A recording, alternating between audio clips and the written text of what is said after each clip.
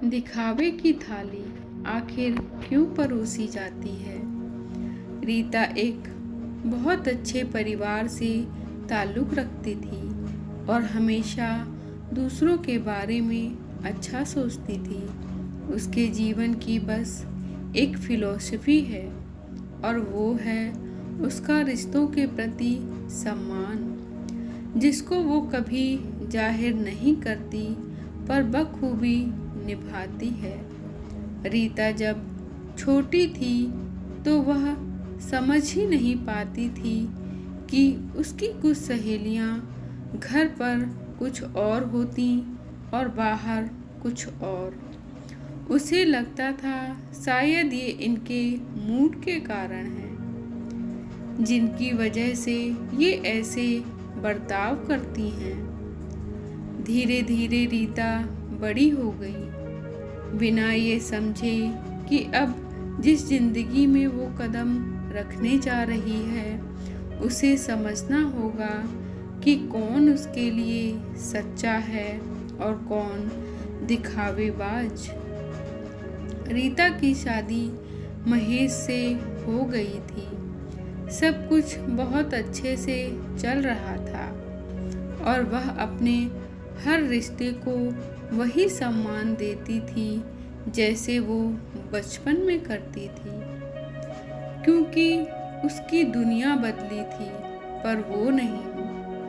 शादी के कुछ दिन बाद उसने देखा कि उसकी सास थोड़ी देर पहले उसे किसी बात पर ताने कस रही थी और थोड़ी ही देर में पड़ोस में रहने वाली शर्मा आंटी के आते ही उसके गुण गिनाने लगी।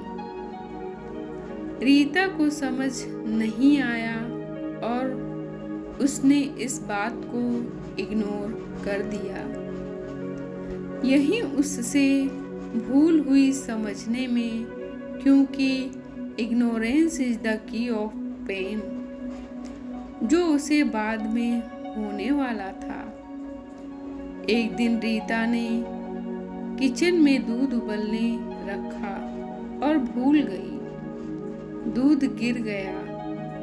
उसी समय उसके ससुर जी ऑफिस से आए तो पहले उसकी सास ने उसको खूब खरी खोटी सुनाई और उसके ससुर जी के आते ही बोली, बेटी हटो, मैं साफ कर देती हूँ। रीता को समझ ही नहीं आया कि वो इतना लाउड क्यों बोल रही हैं, पर जैसे ही उसने पीछे मुड़कर देखा तो उसे समझ आ गया था कि ये सब ड्रामा उसके ससुर जी को दिखाने के लिए था। अब रीता छोटी छोटी बात नोट करने लगी थी और वो साफ साफ देख पा रही थी कि चीज़ें जैसी दिखती हैं वैसी नहीं होती, बल्कि जैसे दिखाई जाती हैं वैसी होती हैं। रीता अपने पति और उसके भाई के साथ बेंगलोर में रहती थी, जहां उसके सास ससुर अक्सर आया जाया करते थे।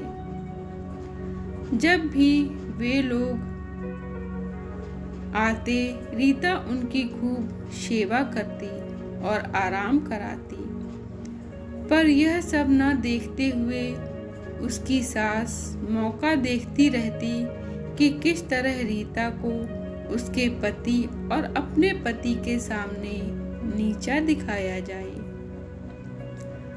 रीता के सास ससुर जब घर वापस जाने की बात कर रहे थे तो उनके दोनों बेटे उन्हें कुछ दिन और रुकने के लिए कह रहे थे, पर ससुर जी की नौकरी का हवाला देकर उन्हें कह रहे थे कि मेरे समय पर लौटना जरूरी है। रीता को लगा शायद उनका लौटना जरूरी है, जो दोनों बेटों के बार बार कहने पर भी वह रुकने को तैयार नहीं थे, इसलिए उसने उनसे कुछ नहीं कहा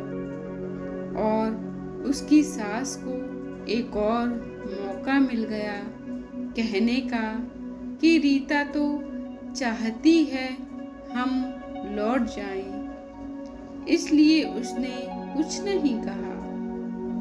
पर इस बार शब्द उसके ससुर जी की तरफ से थे। उसके सास ससुर जब भी आते वह एक अजीब सी चीज नोट करती।